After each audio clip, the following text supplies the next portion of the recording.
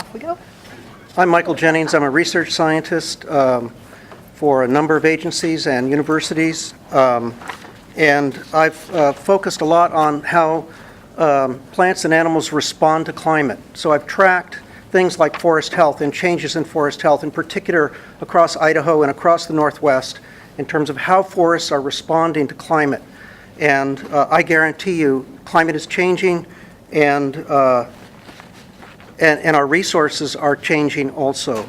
Future generations need adequate education so that they can deal with the changes that are coming at us. I actually brought along some non-technical information that I'll leave with you, and I hope you read, that's on the subject. There's two main scientific concepts that I'd like you to take home. The first is that today's climate change is being caused by our industrial processes.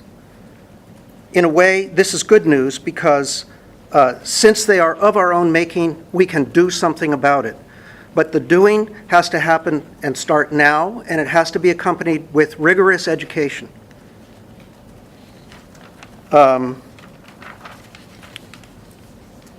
facts are that because of geological processes and the orbital characteristics of our planet, the planet was on a cooling trajectory until we began industrializing around 1870. Since then, our temperatures have risen dramatically and our climate has responded. The second concept that I hope that you take home with you is that in the history of the planet, it's not necessarily a bad thing that our planet is warming. After all, the planet has warmed and cooled over its 4 billion year history.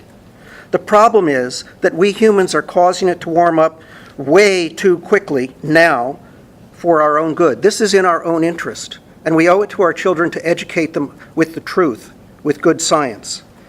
It's really about the rate of changes that we're causing today. In a paper published just a couple of weeks ago in Nature Communications, a major worldwide scientific publication, scientists show new evidence for the development of Earth's climate on geological timescales, and that it's driven by variations in the magnitude of solar radiance and with the changes in greenhouse gases.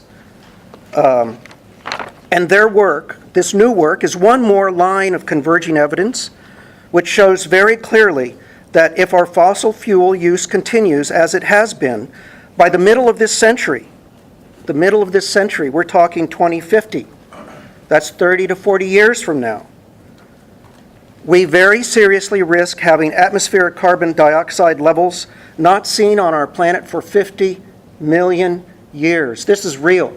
This is truth. The consequences of this for us humans is nothing less, it would be nothing less than catastrophic. I don't say this to be dramatic. What I am doing is reporting to you what is the best and most current available science. With respect to the curriculum, I recommend that you include in the curriculum particular teachings of the Milankovitch cycles, solar insolation, radiative emissivity, molecular excitation, major atmospheric dynamics and circulation, the Earth system positive feedbacks, like ocean circulation and the operation of the cryosphere, and how such mechanisms, what are the drivers of such mechanisms. I recommend strongly that each of the standards that were struck in 2017 be retained. They do represent the truth. We do need to teach those facts. And I also recommend that the Department of Education base its curricula on independently reviewed, I'll stress that, independently reviewed current science. That's all I have. Thanks so much. Thank you, sir. Appreciate it.